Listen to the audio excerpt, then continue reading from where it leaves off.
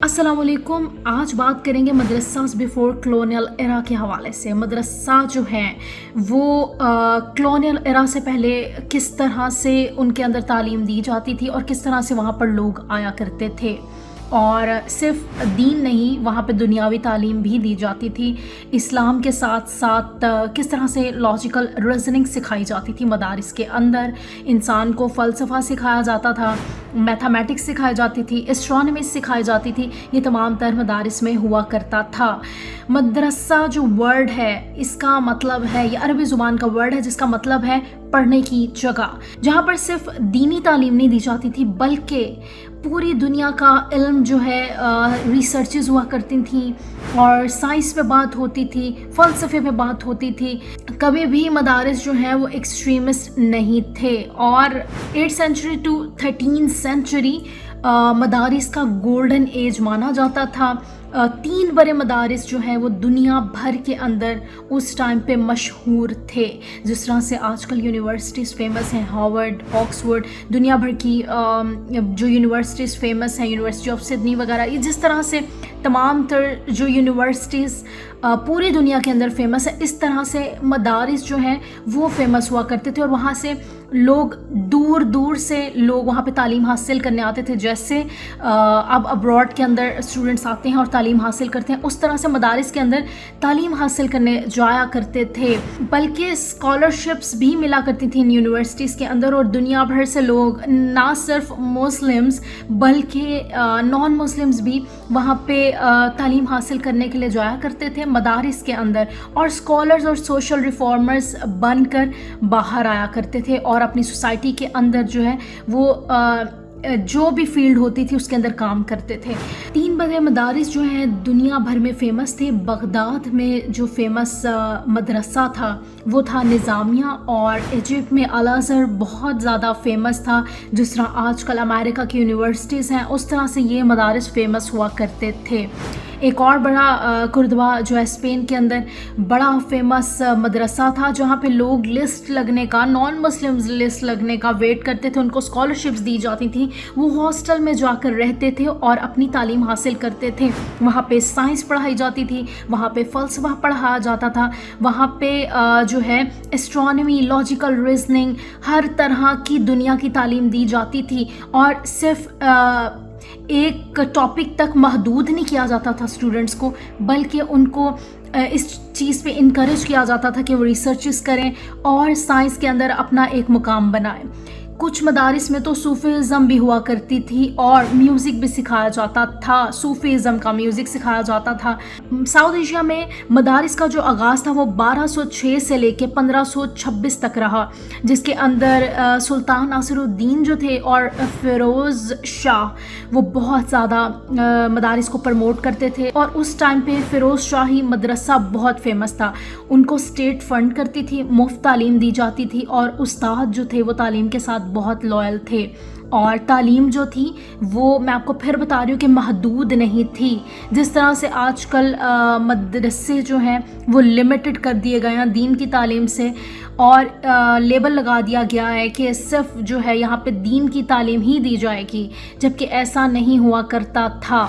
मुग़ल हुक्मरानों ने तालीम को बहुत फ़रोग़ दिया, अपने नौजवानों को जो है बहुत ज़्यादा इनकरेज किया कि वो रिसर्च करें, आगे आए, दुनिया में अपना नाम बनाएं। और उस टाइम पे मुस्लिम्स जो हैं वो दुनिया पे छाए हुए थे। उनकी तालीम को, उनकी रिसर्चेस को पूरी दुनिया में माना जाता था।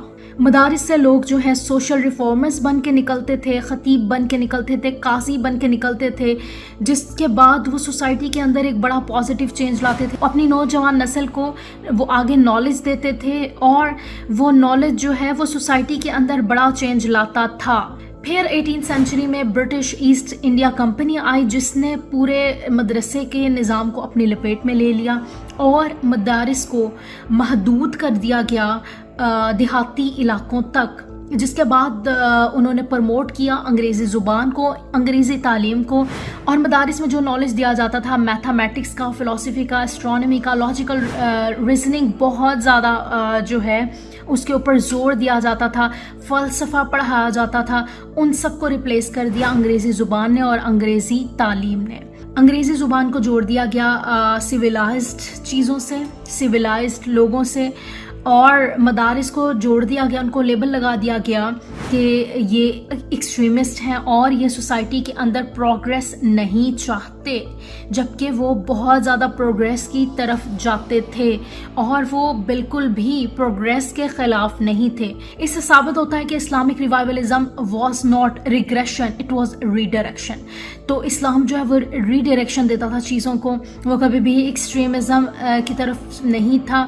جب کلونیل ایرا کے اندر برٹشرز نے قبضہ کیا تو انہوں نے یہ ایک نیریٹو بلڈ کر دیا، نیریٹو جنریٹ کر دیا اور آبجیکٹیفائی کر دیا کہ یہ مدارس جو ہیں یہ تو ایکسٹریمزم کی طرف لے جاتے ہیں، یہاں پہ ریسرچز نہیں ہوتی، یہاں پہ پروگریس کو جو ہے پرموٹ نہیں کیا جاتا، اور یہاں پہ جو ہے صرف اور صرف دینی تعلیم دی جاتی ہے، جبکہ مدارس کے اندر پوری ریسرچز ہوا کرتی تھی، اسکالرز نکلا کرتے تھے، سوسائٹی کے اندر چینج لایا جاتا تھا، لیکن محدود کر دیا گیا مدارس کو جب دیہی علاقوں کے ساتھ۔ تو مدارس جو ہیں ان کو صرف ایک اسپیسیفک کلاس جو افورڈ نہیں کر سکتی تھی تعلیم، ان تک ان کو لمیٹڈ کر دیا گیا، اور انگریزی زبان کو عام کر دیا گیا، شہری علاقوں میں ان کو عام کر دیا گیا۔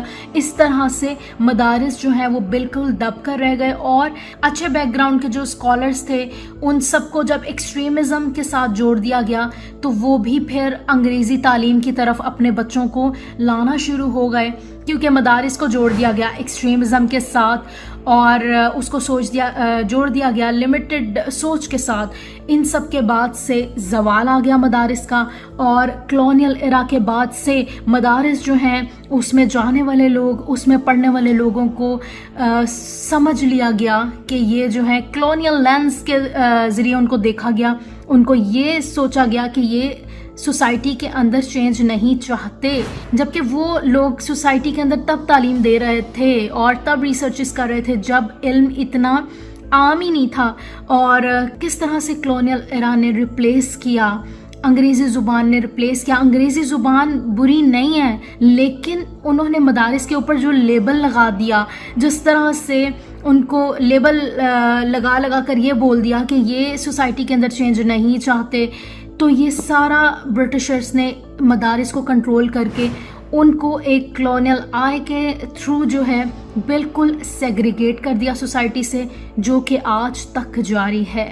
مدارس کو صرف دین سے جوڑا جانے لگا، جس کے بعد سے وہاں پہ ریسرچز اور فلسفہ تمام چیزیں جو ہیں وہ بند کر دی گئیں۔ اب ہمیں یہاں پہ یہ سوچنے کی ضرورت ہے کہ کیا اسلام جو ہے وہ ریسرچ کو، فلسفی کو، میتھمیٹکس کو، لاجیکل ریزننگ کو کیا وہ اس چیز کو پروموٹ نہیں کرتا تھا؟